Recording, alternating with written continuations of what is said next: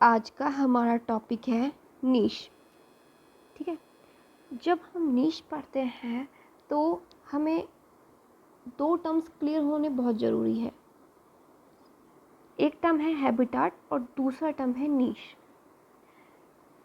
Habitat और नीश दोनों ही different words हैं, इनकी डिफरेंट मीनिंग्स है। हैबिटाट क्या होता है कि स्पीशीज़ कहाँ रहती है, उसका प्लेस, स्थान, जगह। ठीक है, और नीश क्या बताता है, ये क्या डिफ़ाइन करता है कि स्पीशीज़ कैसे लिव कर रही है, कैसे compete कर रही है, कैसे रिप्रोड्यूस कर रही है, कैसे वहाँ के वेदर से सर्वाइव कर रही है। ठीक है, हैबिटाट क्या बोलता है कि स्पीशीज़ कहाँ रहती है, और नीश क्या कहना चाहता है कि वो कैसे रहती है। दोनों डिफरेंट है। आज हम नीश के बारे में पढ़ेंगे। नीश का जो कॉन्सेप्ट है वो हटिंगसन ने दिया था सबसे पहले। हटिंगसन एक साइंटिस्ट है, उन्होंने दिया था। ओके, नेक्स्ट पॉइंट क्या कहना चाह रहा है, niche depends on many dimensions like temperature, humidity, pH, salinity, water flow and so on. मतलब कि स्पीशीज़ कैसे लिव कर रही है वो सिर्फ एक फैक्टर डिसाइड नहीं करता है कि भाई वहाँ पे बहुत अच्छा वाटर फ्लो है, दैट इज़ इनफ। जैसे मान लीजिए कि ये एक एक्वेटिक रीजन है। ओके, यहाँ पे फिशेस रह रही है। ओके, चलिए, तो फिशेस के लिए सिर्फ वाटर होना ही इनफ नहीं होता है, उस वाटर में ऑक्सीजन होना भी ज़रूरी है, वहाँ की सॉलिनिटी कैसी है वो भी ज़रूरी है, वहाँ का वाटर फ्लो वो भी ज़रूरी है, वहाँ की ह्यूमिडिटी, ऑक्सीजन, सब कुछ ज़रूरी है। एक फैक्टर काफ़ी नहीं है कि वहाँ पे पानी है, बस बहुत सारे मल्टीपल फैक्टर्स डिसाइड करते हैं कि वो स्पीशीज़ कैसे रहेगी। ठीक है, कैसे compete करेगी, उसे वहाँ पे क्या रिसोर्सेज मिलेंगे। ठीक है, थर्ड पॉइंट क्या बताना चाह रहा है कि डिफरेंट स्पीशीज़ होती है, उस पर डिफरेंट ऑर्गेनिज्म उस अकॉर्डिंग रेस्पॉन्स देते हैं। कुछ एनिमल्स विंटर के अकॉर्डिंग, कोल्ड रीजन के अकॉर्डिंग, लो टेम्परेचर के अकॉर्डिंग रिस्पॉन्स देंगे, अपने फीचर्स शो करेंगे। कुछ एनिमल्स वो वार्म रीजन के अकॉर्डिंग अपने फीचर्स शो करेंगे। ठीक है, जैसे कुछ एनिमल्स हैं जो विंटर्स में अपने एग ले करते हैं, जब विंटर्स आती हैं तब वो अपने एग्स ले करते हैं, उस अकॉर्डिंग वो रिप्रोड्यूस करते हैं, एग लेज करते हैं। ठीक है, उसी अकॉर्डिंग कुछ एनिमल्स ऐसे होते हैं जिनको वार्म एनवायरनमेंट चाहिए होता है अपने एग्स ले करने के लिए, तो वो उस हिसाब से रिप्रोड्यूस करते हैं। देखा, मतलब रिप्रोडक्शन के लिए भी टेम्परेचर का वो देखते हैं। कुछ एनिमल्स होते हैं जो सी में देते हैं एग्स, पानी की ज़रूरत होती है। कुछ होते हैं जो बिल बना के, दफना के, बोरोस बना के वहाँ पे अपने एग ले प्रोटेक्ट करते हैं। ठीक है, इस अकॉर्डिंग नीश को 2 टाइप्स में डिवाइड किया गया है, फंडामेंटल नीश और रियलाइज नीश। सबसे पहले हम फंडामेंटल नीश के बारे में समझाती हूँ आपको।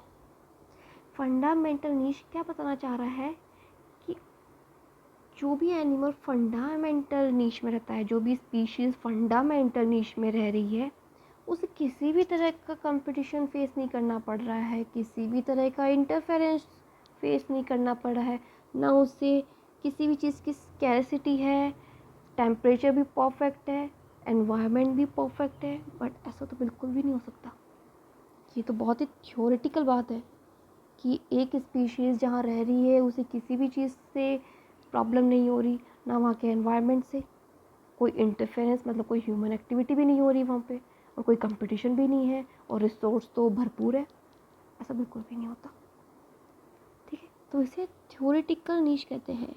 ये नीश इसलिए दिया गया है, ये फंडामेंटल नीश की डेफिनेशन इसलिए दी गई है कि जब स्पीशीज़ अपने स्टार्टिंग की फेज़ में होती है तब किसी भी तरह का इंटरफेरेंस नहीं होता है, कंपटीशन नहीं होता है। जैसे अर्थ की ओरिजिन हुई थी तो स्टार्टिंग में तो कंपटीशन नहीं हुआ था ना, स्टार्टिंग में तो एरिया कम नहीं पड़ गई थी, स्टार्टिंग में तो रिसोर्स कम नहीं पड़ गए थे, तो उस चीज़ को जस्टिफाई करेगा फंडामेंटल नीश कि हाँ स्टार्टिंग फेज़ में बिल्कुल भी फेस नहीं करना पड़ता ये सब चीज़। बट आज की डेट में एक्चुअल नीश जो है वो कौन सा है? रियलाइज नीश। यही रियल नीश है, यही एक्चुअल नीश है।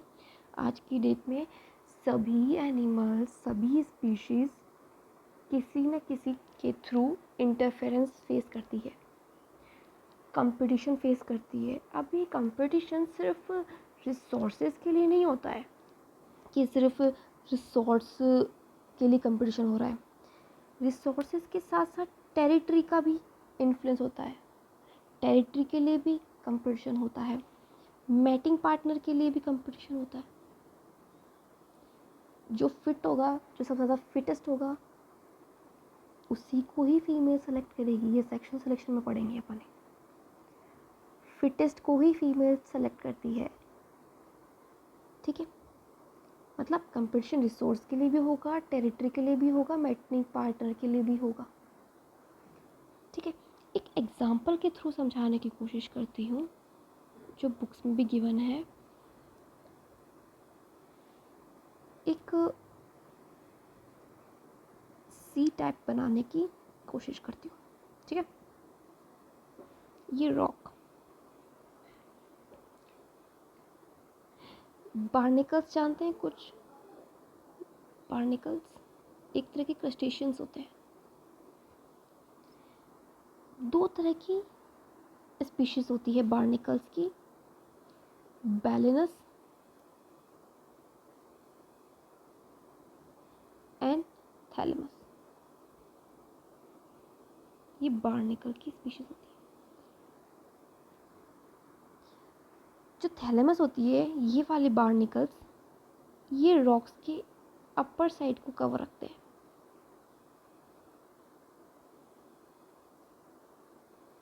यहाँ पे ये लिव करते हैं, यही इनका नीश है, यहीं ये अपनी एक्टिविटी परफॉर्म करते हैं। और जो बैलेनस है वो यहाँ रहते हैं।